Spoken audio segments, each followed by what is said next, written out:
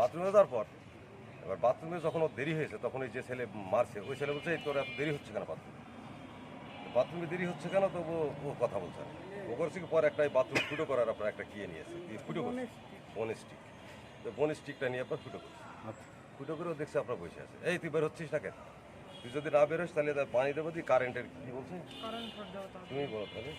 হ্যাঁ বলো তো মূলত ওরা রুমের মধ্যে আপনার ফেন্সিডিল ইয়াবা খেত, এটা আমি নিষেধ করে সাবদের বলেছিলাম বলে এটা নিয়ে মূল আমার সাথে শত্রুতা তাদের। তো এটা ঘটার 1 মাস খানিক পরে গত 2 রাত আগে আমি আমার রুমে যেহেতু আমার রুমমেট ছিল না, আমার বন্ধু রুমে আমি গেছিলাম যেহেতু রাত কাটাবো, বন্ধু রুমে সাথে পারমিশন নিয়ে গেছিলাম। তো পারমিশন নিয়ে গিয়ে যখন আমরা একসাথে আড্ডা দিচ্ছিলাম ওখানে বসে, তখন ওরা দুজন রুমে ঢুকে তারপরে আমাকে ওরা প্রথমে আমার হাত বাঁধে পা বাঁধে এবং মুখে আমার পলিথিন জড়ায় দেয়।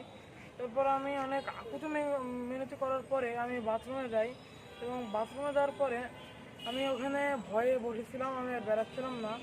তো ওই ভাই আমাকে বলছে যে এই তুই বাথরুম থেকে বেড়াচ্ছিস না কেন, এরকম যে ব্রোনিস্টিক নিয়ে বাথরুমের যেই প্লাস্টিকের দরজা ওখানে ফুটো করে দেখতাম ভেতরে কী করছে। তারপর আমাকে বলছে যে তুই যদি এখান থেকে না বেরাস তাহলে আমি পানি ঢেলে এখানে কারেন্ট শর্ট দেবো। আচ্ছা, আপনি যখন স্যারকে বলেছিলেন স্যার কি কোনো পদক্ষেপ নিয়েছিল?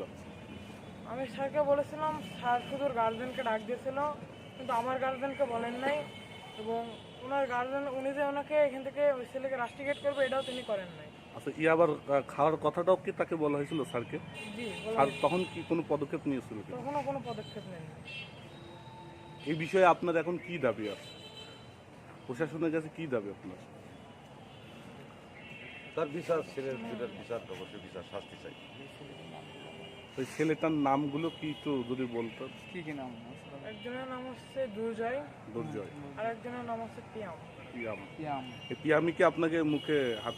হ্যাঁ, পিয়াম আমাকে মুখে হাতে বিভিন্ন বাঁধছিল এবং মুখে পলিথিন দিছিল, আর দুর্জয় ভাই আমাকে ওরকম টর্চর বা মারছিল। এরা থাকে কোথায়?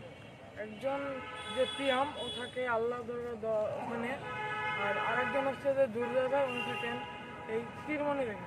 আপনি যে আবাসিকে থাকেন সেই আবাসিকের নাম কি? Royal excellent school and college আবাসিক। এটা কোথায়, লোকেশনটা কোথায়? এটা হচ্ছে বার্মিজ গলি। স্কুল কোথায়? স্কুল হচ্ছে 5 রাস্তা মোড়ের এখানে। ঠিক আছে।